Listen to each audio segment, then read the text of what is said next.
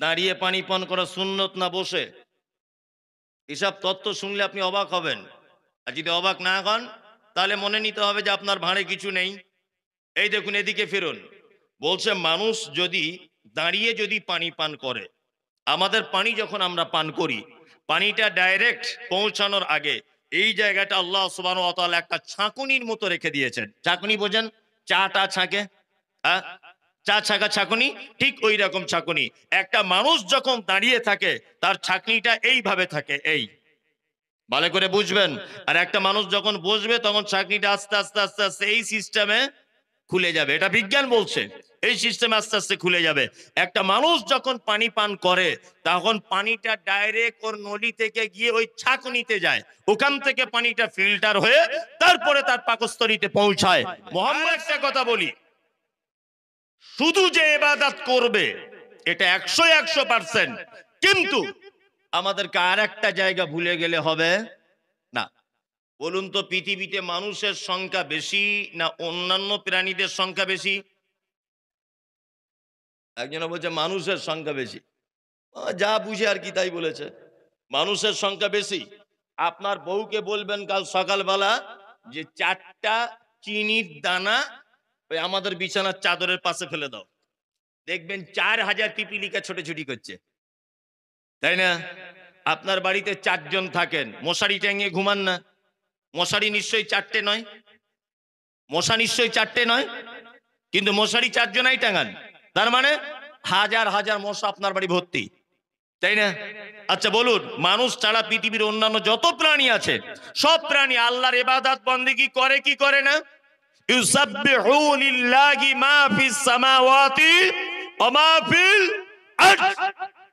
আসমান জমিন জলের স্থলে পাহাড় পর্বতে যে যেখানে যে অবস্থায় যেভাবে আছে তারা সবাই আল্লাহকে ডাকে। আমরা হয়তো ভাবি শিয়াল হুক্কা হু বলছে মানে হয়তো কানছে না, এমনও হতে পারে ও হুক্কা হু মানে আল্লাহকে ডাকছে। মোরগ ভোরবেলাতে কুহু কুহু করে ডাকে, আমরা হয়তো ভাবি তার খিদা পেয়েছে না, হতে পারে সে তার ভাষাতে আমার আল্লাহকে ডাকছে। আপনার অন্যান্য গরু হুম্বা বলে ডাকছে ভোরবেলাতে, আমরা মনে করি মনে হয় খিদার জ্বালায় ডাকে, তা নয়। হয়তো এরকম হতে পারে সে তার রবকে নিজের ভাষাতে ডাকছে। আল্লাহ বলছেন ইউসাব্বিহু লিল্লাহি মা ফিস সামাওয়াতি ওয়া মা ফিল আরদ। সারা পৃথিবীতে জমিনে আসমানে পাহাড় পর্বতে যেখানে যেভাবে যারা আছে তারা সবাই আমাকে ডাকে। ডাকে কি ডাকে না? ডাকে।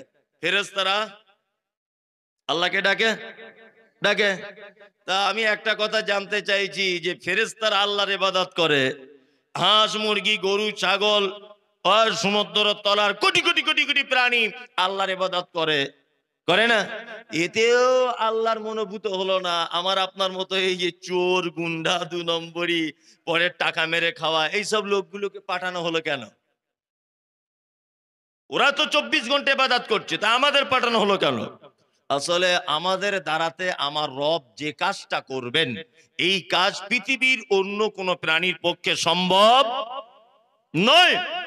আল্লাহ তাআলা পবিত্র আল কোরআনে বলেন লিইয়ুযহিরাহু আলাদ-দীনি কুল্লি, পৃথিবীতে মানুষকে পাঠানোর দ্বিতীয় উদ্দেশ্য হচ্ছে এই, সারা পৃথিবীর সমস্ত মতদর্শ, সমস্ত নিয়ম কানুন, সমস্ত পদ্ধতি, সমস্ত বিধান, তার থেকে কোরআনের বিধান শ্রেষ্ঠ, আমার ইসলাম শ্রেষ্ঠ, এইটা প্রমাণ করার জন্য বান্দা পৃথিবীতে তোমাদেরকে পাঠানো হয়েছে, যেটা গরুর পক্ষে সম্ভব নয়, ছাগলের পক্ষে সম্ভব নয়, হাঁস মুরগির পক্ষে সম্ভব নয়।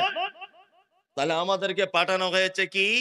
সারা পৃথিবীর সমস্ত নিয়ম কানুন পদ্ধতির থেকে ইসলাম শ্রেষ্ঠ এইটা প্রমাণ করার জন্য পৃথিবীতে মানুষকে পাঠানো হয়েছে। এইবার আপনাকে একটা কথা বলি, আচ্ছা ইসলাম কি সত্যি শ্রেষ্ঠ? শ্রেষ্ঠ ইসলাম? শ্রেষ্ঠ নয়।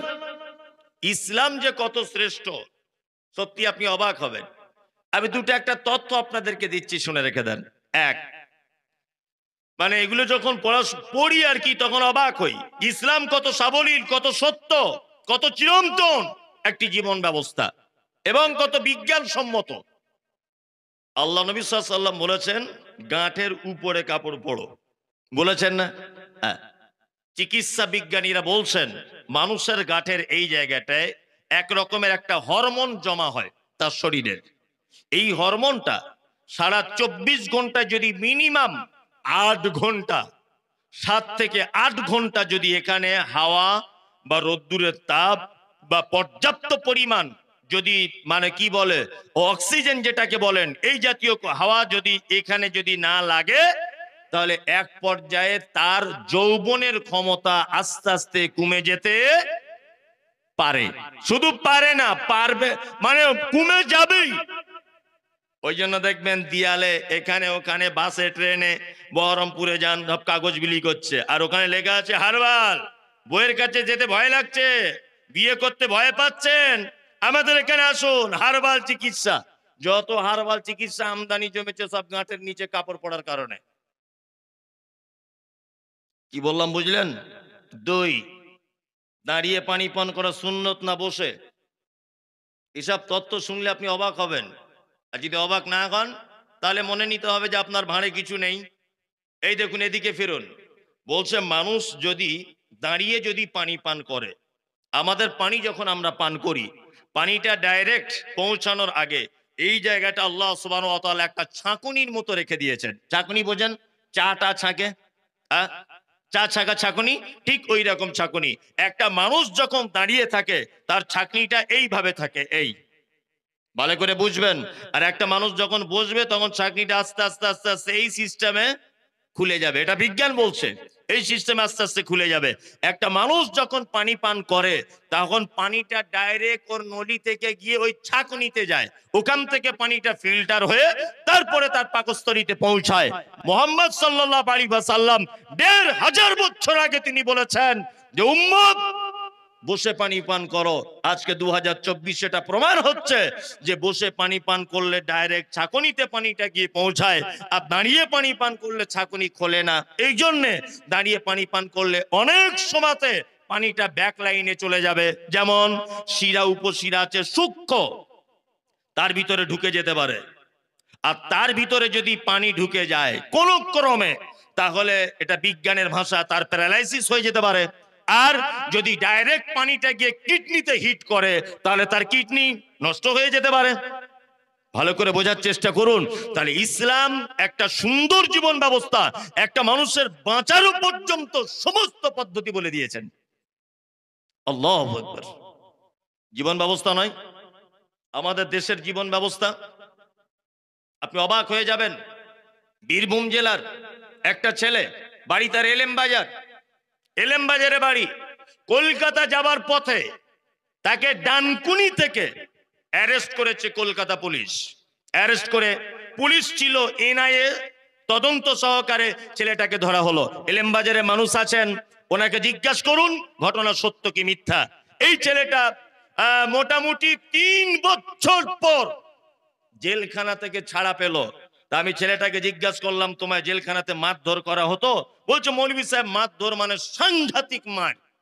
আমি বললাম 3 বছর পরে তুমি জামিন পেলে কেমন করে? বলছে 3 বছর পরে প্রমাণ হয়েছে আমি নির্দোষ।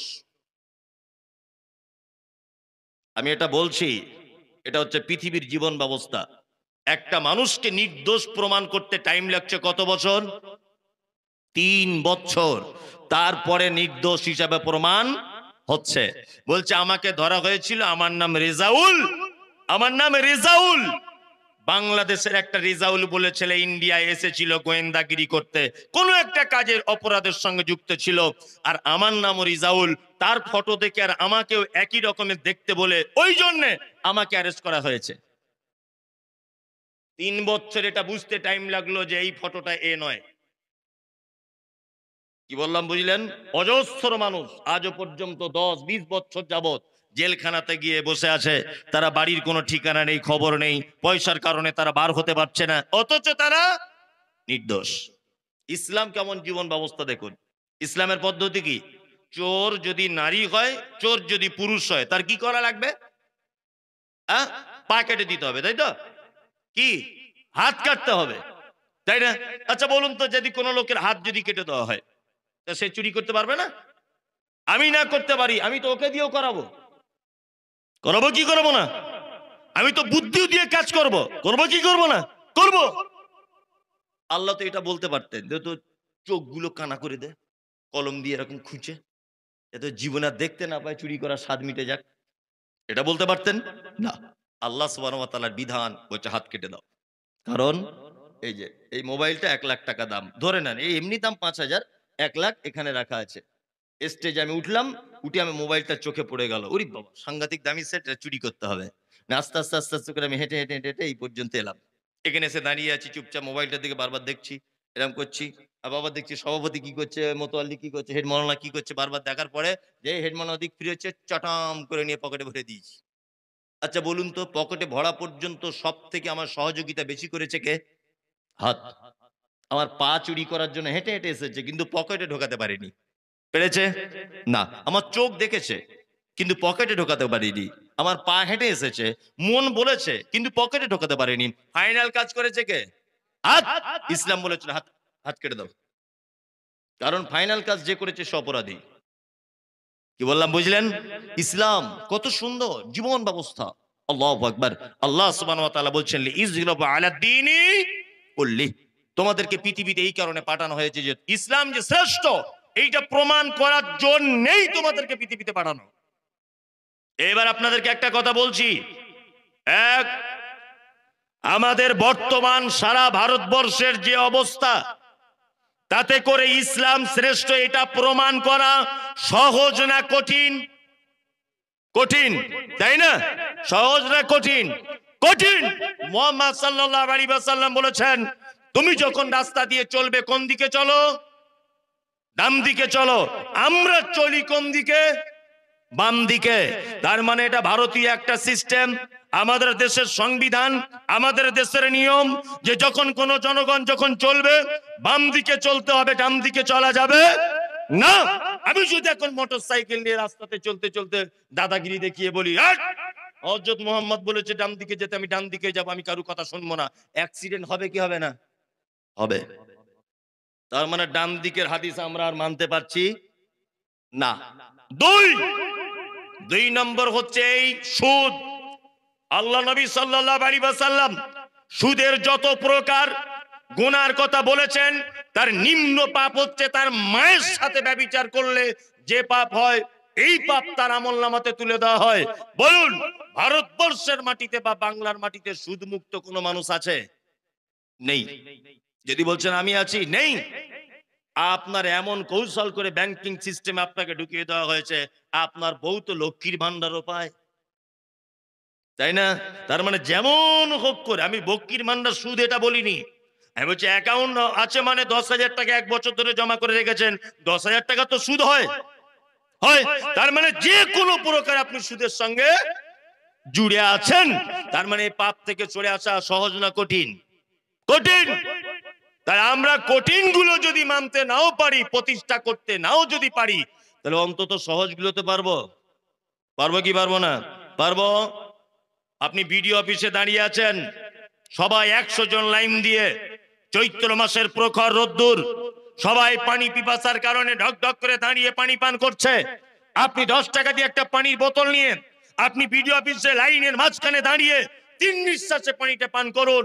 হেড মাওলানা যখন জিজ্ঞাসা করে বলবে সবাই দাঁড়িয়ে পানি পান করছে, তুমি কেন বসে পানি পান করছো, আপনি তখন দায়িত্বহীন ভাষাতে বলুন বসে পানি পান করার কথা বলেছেন মুহাম্মদুর রাসূলুল্লাহ সাল্লাল্লাহু আলাইহি ওয়াসাল্লাম। এবার আপনার কাছে আমার প্রশ্ন, আপনি যদি দাঁড়িয়ে পানি বসে পানি পান যদি করেন, এর জন্য আপনার জেল জরিমানা কিছু হবে? হবে? হবে না।